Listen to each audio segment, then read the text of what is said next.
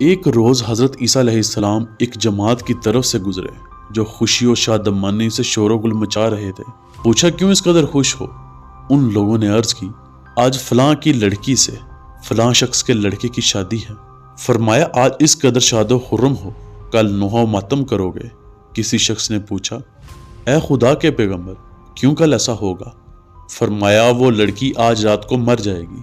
تو جو لوگ حضرت پر ایمان لائے تھے انہوں نے کہا آپ سچ فرماتے ہیں، اور منافقوں نے کہا کیا بات ہے، کل کچھ دور نہیں معلوم ہو جائے گا کہ وہ جھوٹے ہیں یا سچے۔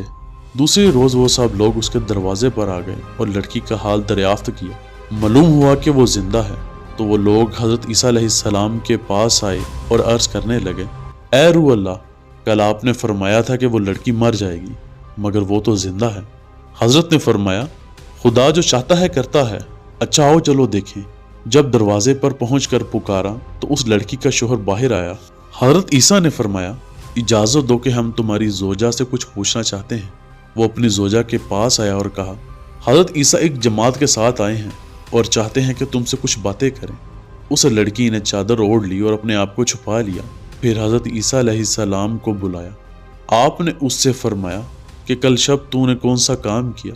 اس نے عرض کی کوئی کام نہیں کیا سوائے اس کے جو ہمیشہ کرتی ہوں کہ ہر شب جمعہ ایک سائل میرے پاس آتا ہے اور میں اسے اتنا دیتی ہوں کہ دوسرے جمعہ تک اس کو کافی ہوتا ہے۔ چونکہ کل رات میری شادی کی وجہ سے گھر کے لوگ بھی سب کے سب مشغول تھے، وہ سائل آیا اور بہت پکارا مگر کسی نے اس کی آواز نہ سنی، لیکن میں اٹھی اور اس طرح کہ مجھے کسی نے نہیں پہچانا اور جا کر اس سائل کو راشن دے آئی۔ حضرت نے فرمایا اچھا اپنا بستر سے اٹھ کر الگ ہو جا۔ وہ ہٹ گئی اور بستر جاڑا گیا تو ایک سانپ اپنے دانتوں میں اپنی ہی دم پکڑے ہوئے نکلا۔ حضرت نے فرمایا کل رات جو تو نے صدقہ کیا اس کے سبب سے خدا نے تجھ کو اس بلا سے دور کر دیا۔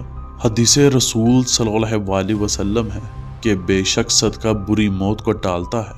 اللہ تعالی ہمیں بھی صدقہ خیرات کرنے کی توفیق عطا فرمائے اور مجھے اور آپ کو آسانیاں دے اور آسانیاں تقسیم کرنے کی توفیق عطا فرمائے، آمین۔